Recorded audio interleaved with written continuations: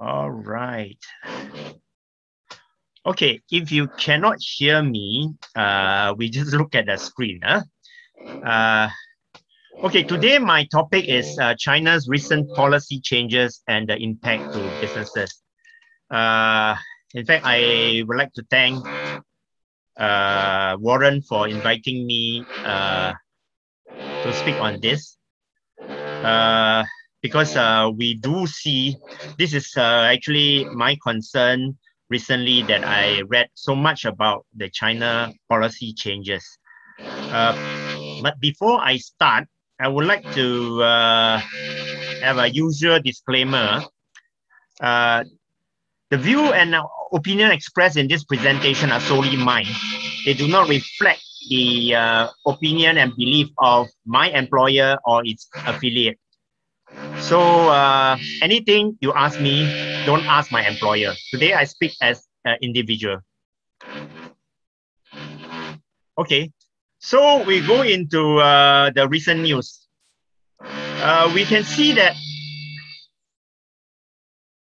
hardly a day has gone by in a recent month without the news of a fresh crackdown in some part of China economy. And the announcement of tough new regulation and stringent enforcement of existing rules have affected many of the biggest companies in China. So let's see what, let me pick up some of the news. This is a famous one. China slammed the brake on Ant's record US 37 billion IPO. This is said to be one of the biggest IPO in history, but China just jam brake on this. And it also affect the share price of Alibaba. I believe those who invested in China tech share, you probably suffer something like 40–50% since the height in the beginning of this year. And you can also see that China also banned TT from the App Store because TT went to Nasdaq for listing in on the 30th of June, a day before the 1st of July celebration. And China, again, is not very happy about what TT is doing. And it is actually removing it from App Store, but now it is back. And of course, the reason given is a cyber risk for customers. Then we can see that beside TT, Alibaba and Tencent also got themselves fined because China says that they are monopolistic. Some of the practice are not healthy for the economy. And these actually affected their share price a lot. I think the investors will know how much they suffer. And this is again another one that is out of the blue, that China actually announced that the tuition company, you have to stop operating as a profit company. If you want to continue to operate, you must go as a non-profit organization as part of the extensive regulation on the private education sector. Then we see the fall of Hengda, Evergrande, and because China pushed to wind the property developers from excessive borrowing, and now it's still over all the developers, not limited to Evergrande. And China also banned the kids from playing online video games during the weekdays. This one affected people like Tencent and all this. And now the young people can only play games in the weekend and limited to just 3 hours. We also see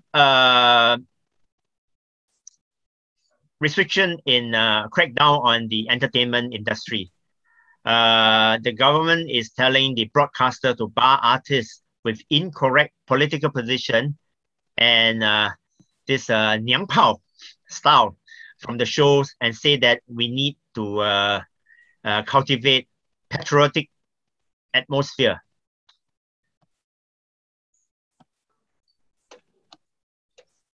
And China government also want to promote the common prosperity in the society. The rich man and a bigger company are encouraged to do philanthropy so that the less fortunate people can benefit from it. So this is a way to address the country's wide and persistent wealth gap, which could become a political threat to the ruling Communist Party if left unchecked. And the next one affect apps like WeChat. China fired a fresh regulatory shots on its tech giant on Monday, telling them to end a long-standing practice of blocking each other's link on their site or face consequences. I think this one is bad for people like WeChat, but maybe it's good for the third-party application developers. Maybe Warren will know this better. And China also banned crypto trading and mining. The China most powerful regulator on Friday intensified a crackdown on cryptocurrency with a blanket ban on all crypto transaction and mining. For those who are in China, you know that Meituan is very convenient. You can order whichever makan and they can send it to you. And just at the beginning of this month, China has already announced the so-called punishment, to fine Meituan for US 530 million for monopolistic behavior. I believe through the slides you can see what are the what were the news that is affecting many of the businesses. Do you think I need to go through again? I think the words, the big titles are quite clear, that I'm showing you some of the news that are currently that we are focusing on. So I think next part is the background.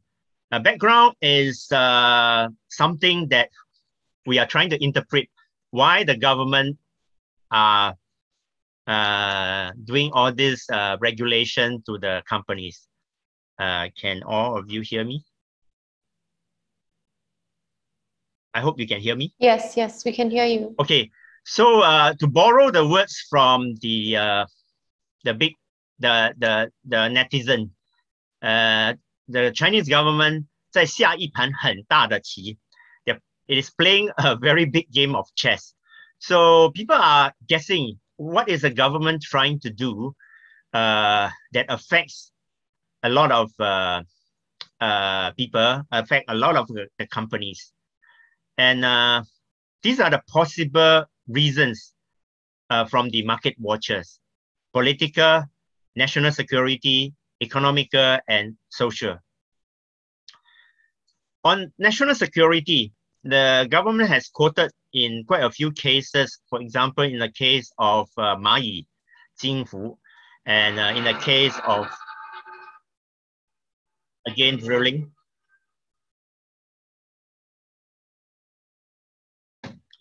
And in the case of TT, the government quoted that the private enterprises holding too much of personal info.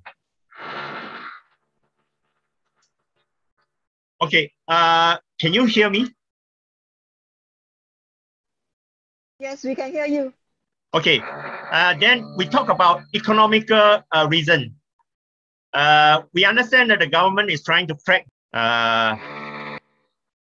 and this may cause the whole financial system to go down if it is not left unchecked. And socially, the government is concerned about wealth disparity. The top enterprises, the top entrepreneur and celebrity are earning too much, and it may cause social instability. People are getting unhappy. Okay, so the government also want to inculcate the correct value. Here I put down that the government want to 抵制低俗和庸俗的作品的产生，严厉打击娱乐节目中的娘炮审美和低俗网红。And the government want to cultivate the patriotism. So what are the impact to the businesses? You can see that this is the whole long list of sector that are affected.